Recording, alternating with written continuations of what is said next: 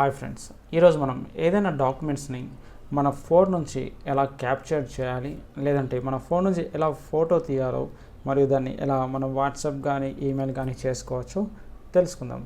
So ముందుగా ఈ first పార్ట్లో మనం ఒక డాక్యుమెంట్ని ఎలా ఫోటో తీయాలో మనం తెలుసుకుందాం.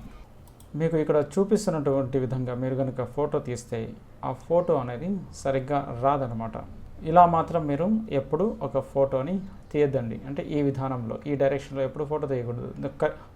కరెక్ట్ మెథడ్ వచ్చేసి ఇలా ఉండాలన్నమాట. అంటే డాక్యుమెంట్ పైన వచ్చేసి మీ ఫోన్ ఉండాలి.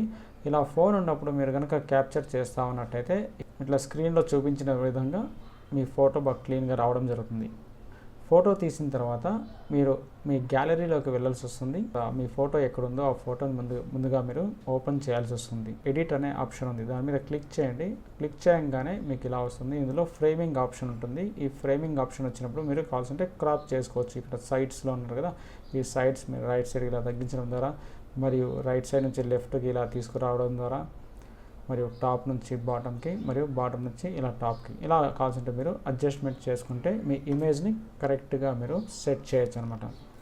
ఇలా మీ మొబైల్ నుంచి మీరు ఫొటోస్ని తీసి మీ ఫ్రెండ్స్తో కనుక షేర్ చేసుకున్నట్టయితే అవి చాలా క్లారిటీగా వస్తాయి. అలాగే మీరు వాటిని ప్రింట్అవుట్ కూడా తీసుకోవచ్చు.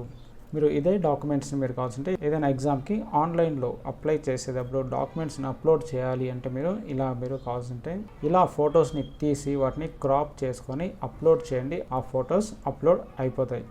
ఓకే ఫ్రెండ్స్, మళ్ళీ మనం నెక్స్ట్ వీడియోలో కలుద్దాం. వీటిని మనం ఎలా ఈమెయిల్ చేసుకోవాలి, ఎలా వాట్సాప్ చేసుకోవాలి అనే కాన్సెప్ట్ మీద.